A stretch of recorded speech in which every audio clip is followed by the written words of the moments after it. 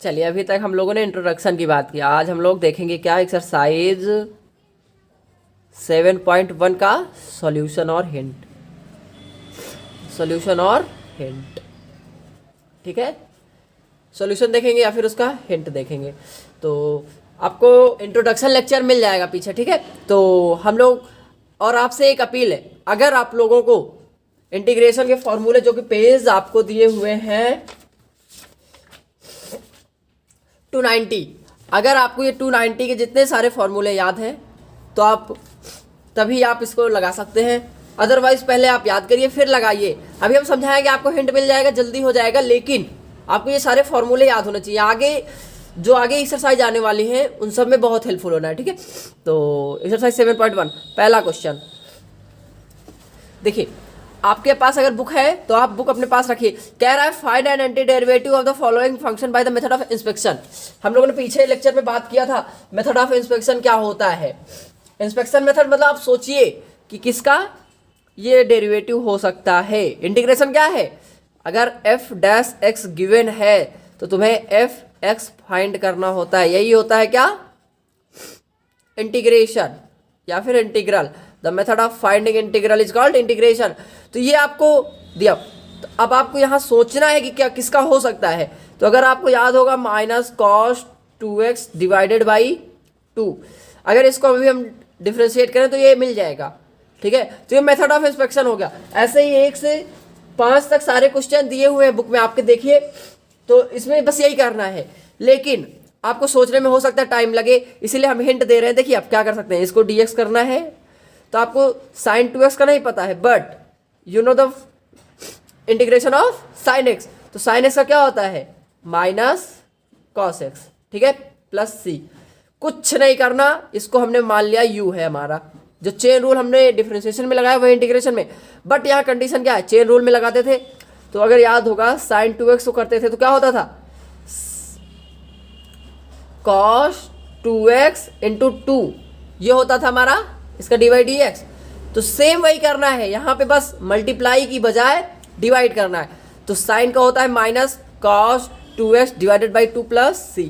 ये आपको हो जाएगा आंसर, ठीक है। तो ऐसे मेथड ऑफ इंस्पेक्शन आपको एग्जाम में आना तो है नहीं, तो आप इसको एज अ इंटीग्रेशन ही समझिए, ठीक है। तो यहाँ सोचना नहीं है, ऐसे ही सारे क्वेश्चन हो जाएंगे। सेकेंड क्वेश्चन आपका क्या कह रहा है, यहाँ पर आपको हिंट दे रहे हैं जल्दी जल्दी, ठीक है। तो cos 3x, अब 3x का नहीं पता है लेकिन आपको cos x का पता है। cos x का होता है sin x, तो sin 3x, और 3x को जब डिफरेंशिएट करेंगे तो 3, ठीक है, प्लस c लगाना आप कभी मत भूलिए, अदरवाइज आपका क्वेश्चन इनकम्प्लीट माना जाता है।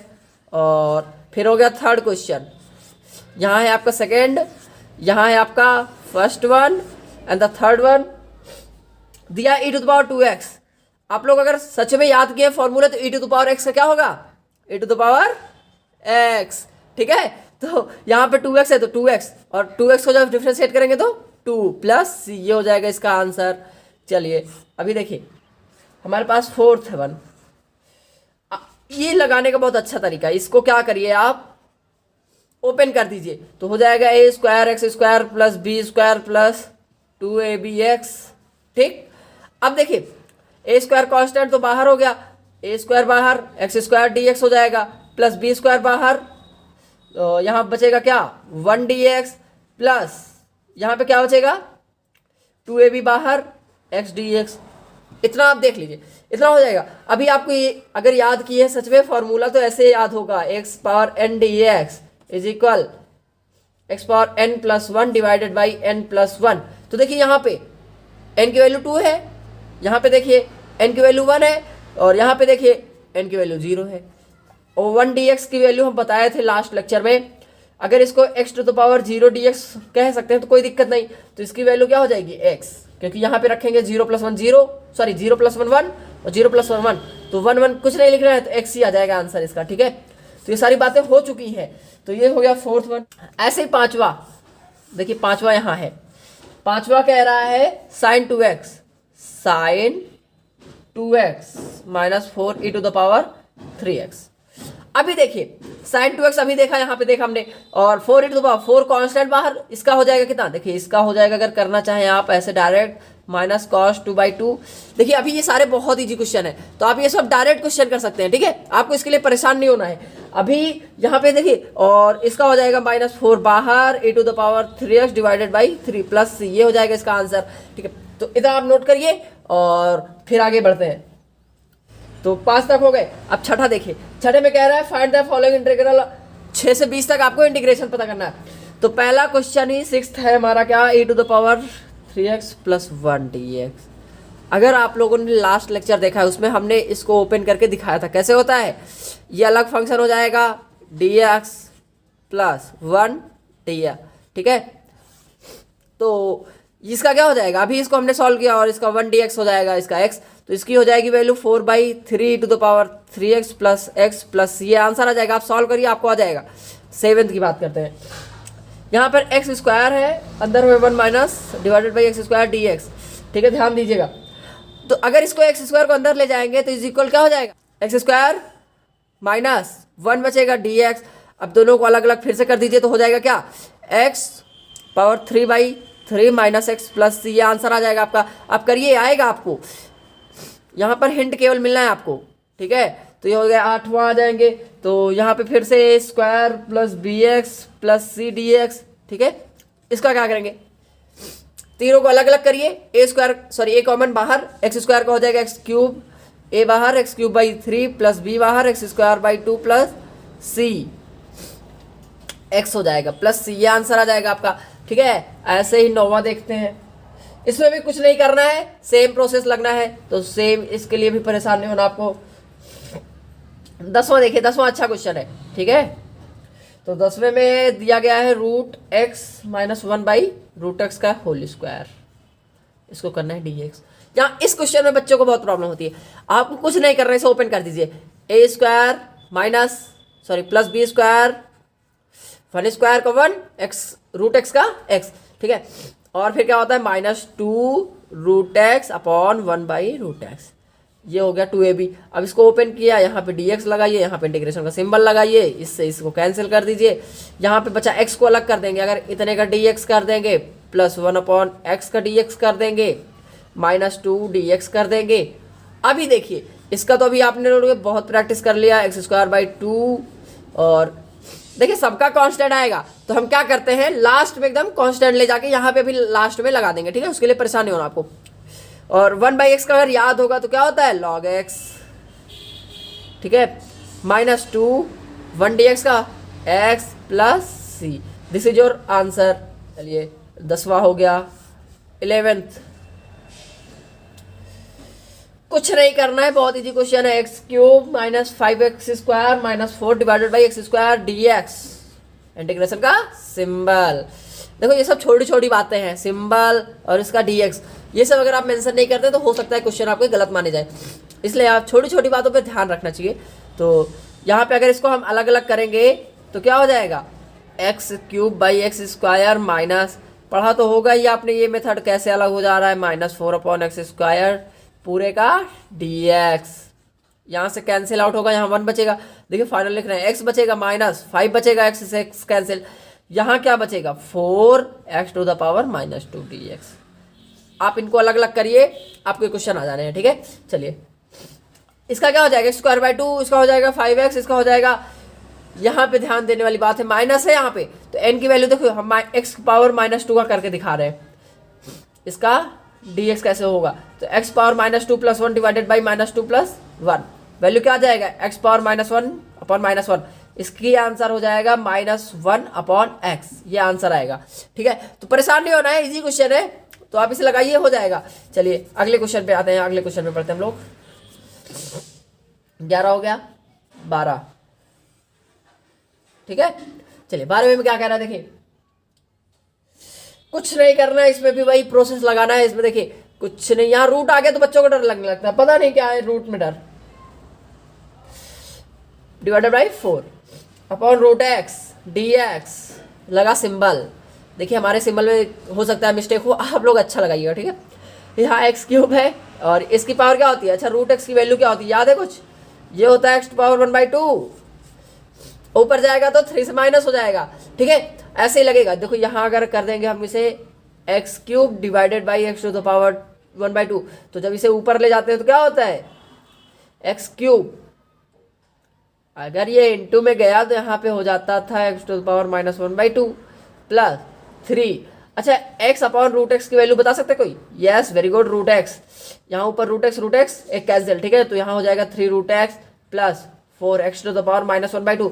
अब ये सारे हो जाएंगे, आप लोग लगाइएगा, बहुत आसान क्वेश्चन है। नहीं आता है तो कमेंट बॉक्स में आप मेंशन कर दीजिए, हम उसका कंप्लीट सॉल्यूशन दे देंगे। यहाँ पे हिंट की बात हो रही है। और 7.1 एक्सरसाइज भी जो है ना बहुत इजी होता है, ठीक है। एग्जाम बेसिस से इससे क्वेश्चन तो नहीं फंसने हैं, लेकिन हम कह नहीं सकते, ठीक है, क्योंकि 1-2 नंबर में पूछ सकता है। तो आप इसको भी इग्नोर नहीं करना, इंटीग्रेशन के किसी एक क्वेश्चन को भी इग्नोर नहीं करना, ना ही एग्जाम्पल ना ही एक्सरसाइज के क्वेश्चन, ठीक है।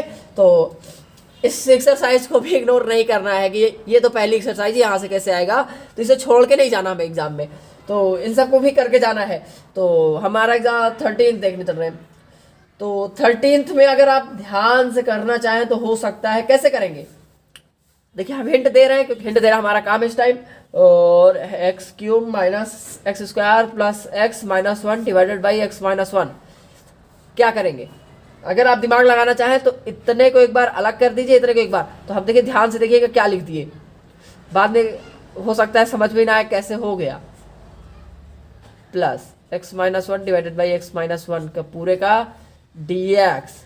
x² कॉमन ले लीजिए, जब x² कॉमन लेंगे तो x-1 डिवाइडेड बाई x-1, यहाँ पे अलग dx प्लस इसकी वैल्यू 1, तो 1 dx।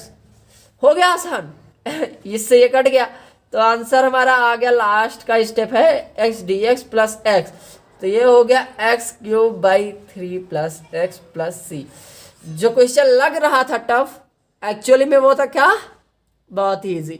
तो आपको परेशान बिल्कुल नहीं होना, ऐसे एग्जाम में भी आने हैं क्वेश्चन, लगेंगे आपको टफ, लेकिन आपने जस्ट पेन चलाना शुरू किया तो सारे के सारे क्वेश्चन आपको लग जाने हैं, ठीक है। तो चलिए इतना आप नोट करिए, फिर हम लोग अगले क्वेश्चन की ओर बढ़ते हैं। चलिए 13 तक हो गया, 14th क्वेश्चन की बात करते हैं, ठीक है।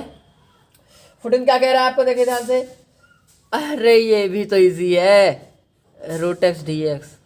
कुछ नहीं करना आपको, √x x⁻³ dx, बस वैल्यू आ जानी है, ठीक है।